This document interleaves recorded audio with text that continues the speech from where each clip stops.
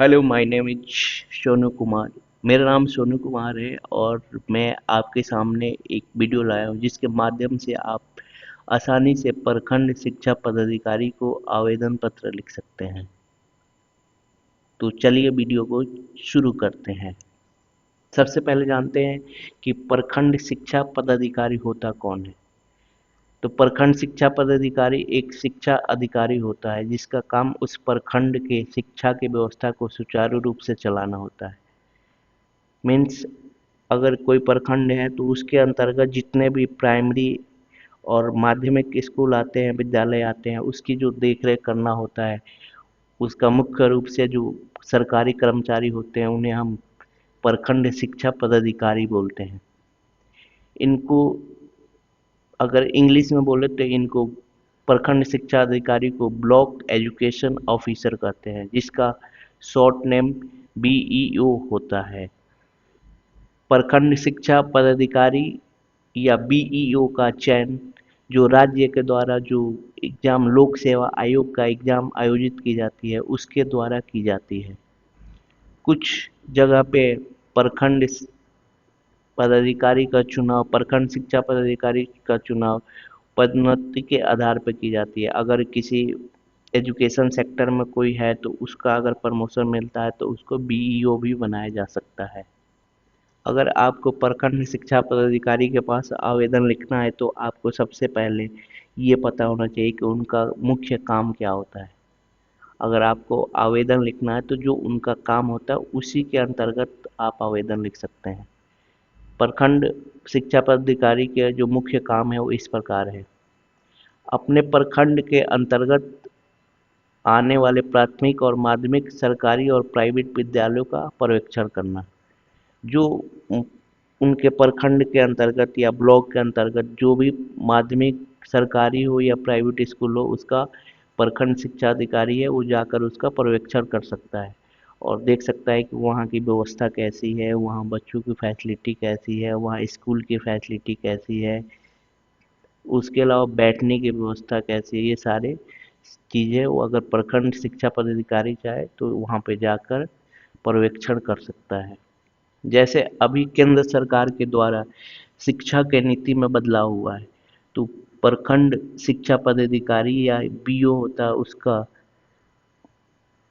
उसको चाहिए कि उसके अंतर्गत जितने भी स्कूल और माध्यमिक विद्यालय के शिक्षकगण हैं उनको आवश्यकता अनुसार प्रशिक्षण करवाना। तीसरा, प्रखंड के अंतर्गत स्कूल में बच्चों के अनुसार किताब, टॉयलेट, भवन, फर्नीचर आदि का व्यवस्था करवाना आदि। प्रखंड जो अधिकारी होता है, प्रखंड शिक्षा पदाधिकारी होता है, वो किसी भी विद्यालय में विजिट करके वहाँ के आवश्यकता अनुसार अगर कुछ कम दिखता है, जैसे वहाँ पे बच्चे ज़्यादा हैं और फर्नीचर कम है, तो उसके अलावा उसकी व्यवस्था करवा सकता है। अगर टॉयलेट नहीं है तो उसका टॉयलेट का निर्माण करा सकता है। अगर टॉयलेट में कोई प्रॉब्लम आ रही है या टॉयलेट की संख्या कम है तो उसके अनुसार वहाँ पे टॉयलेट बनवा सकता है। जो चौथा प्रखंड शिक्षा अधिकारी का जो मुख्य काम होता है, केंद्र और राज्य सरकार की योजना जो होती है उसको प्रखंड में जितने भी स्कूल माध्यमिक हो या प्राइवेट स्कूल हो, सरकारी हो प्राइवेट हो, उस पे उसके जो नियम कानून होता है केंद्र सरकार और जो राज्य सरकार का उसको सुचारू रूप से चलाना होता है।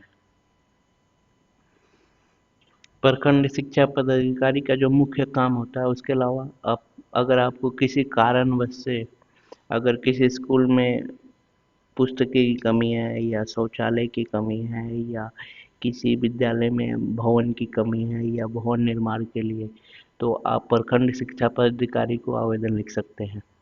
प्रखंड शिक्षा पदाधिकारी को आवेदन कोई भी लिख सकता है, बट अगर स्कूल में कुछ काम करवाना हो, विद्यालय में कुछ काम कराना हो तो इसके लिए या तो स्कूल का प्रधानाचार्य आवेदन लिखेगा या तो जो उस स्कूल के आसपास का जो प्रधान है या कोई समाज सेवक है जिसको दिख रहा है कि उस विद्यालय में भवन की कमी है या भवन में प्रॉब्लम है तो उसके आधार पे वो आवेदन लिख सकता है। मैंने एक ये सैंपल आपको स्क्रीन में दिखा रखा है, इसके हिसाब से आप आवेदन लिख सकते हैं। तो चलिए आपको बताता हूँ कैसे लिखना है। सबसे पहले अगर आप आवेदन लिख रहे हैं तो इन बातों को ध्यान दें। जैसे जो लिखना है यहाँ पे, जैसे स्टार्टिंग में लिखना, सेवा में श्रीमान प्रखंड शिक्षा पदाधिकारी महोदय। जो जिस ब्लॉक के अंतर्गत आपका स्कूल आता है उसका नाम लिखना है। जैसे मेरा स्कूल आता है पचरुखी, पचरुखी ब्लॉक के अंतर्गत, तो मैं यहाँ लिखूंगा पचरुखी सीवान। ये कहाँ पड़ता है? बिहार में। जिस डेट जिस डेट पे आप, जिस दिनांक का आप लिख रहे हो, ये एप्लीकेशन लिख रहे हो, उसके हिसाब से यहाँ पे डेट डाल सकते हैं। जैसे मैंने डाला यहाँ, आज डेट है July 7, 2024। अब जो हमारा विषय होगा यहाँ पे होगा विद्यालय में नए भवन निर्माण हेतु आवेदन पत्र, क्योंकि मुझे इसी के रिलेटेड आवेदन लिखना है तो मैं इस प्रकार लिखूंगा। महोदय, सविनय निवेदन है यह है कि जो मेरा नाम है, जो भी आपका नाम होगा अपना नाम लिख सकते हैं। जैसे मैंने यहाँ पे एक नाम ले लिया, मैं राजू कुमार सिंह आपको ध्यान राजकीय प्राथमिक विद्यालय गोपालपुर की ओर आकर्षित करना चाहता हूँ। मतलब आप उन्हें रिक्वेस्ट पूर्वक उनको ध्यान दिलाना चाहते हैं कि महोदय, इस विद्यालय में 5 कमरा है, जिसमें 3 कमरे जर्जर हो चुके हैं। मेरे हिसाब से मेरा जो स्कूल है उसके जो कमरे हैं उसमें से बहुत पुराना कमरा है और 3 कमरे क्या हो गए, जर्जर हो चुके हैं। तो उसके रिलेटेड मैं आवेदन लिख रहा हूँ, तो इसको आगे बढ़ते हैं। हालत यह है कि बच्चों को वट वृक्ष के नीचे पढ़ने पड़ते हैं, मतलब पेड़ के नीचे पढ़ने पड़ते हैं। वर्षा के दिनों में छतों से पानी टपकता रहता है और डर है कि कोई घटना घटित न हो जाए। अतः महोदय, आपसे नम्र निवेदन है कि उपरोक्त बातों को ध्यान में रखते हुए जल्द से जल्द नया भवन का निर्माण करने का कृपा प्रदान करें। उसके बाद उनको धन्यवाद देना है, तो ये ऐसे लिखना, आपके सहयोग के लिए धन्यवाद।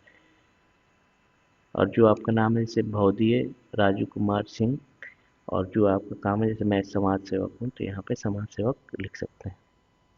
आशा करता हूँ इस प्रकार आप आसानी से प्रखंड शिक्षा पदाधिकारी के पास आवेदन लिख सकते हैं। अगर आपको ये आप चाहते हैं कि कॉपी पेस्ट कर लें, तो मैं इसके डिस्क्रिप्शन में जिस वेबसाइट से, जो मेरा वेबसाइट है ईजैसे, वहाँ से मैंने यहाँ पे पब्लिश किया है, तो मैं डिस्क्रिप्शन में लिंक है, वहाँ पे क्लिक करके आप डायरेक्टली वेबसाइट पे विजिट कर सकते हैं। देखने के लिए धन्यवाद। आपका दिन शुभ हो।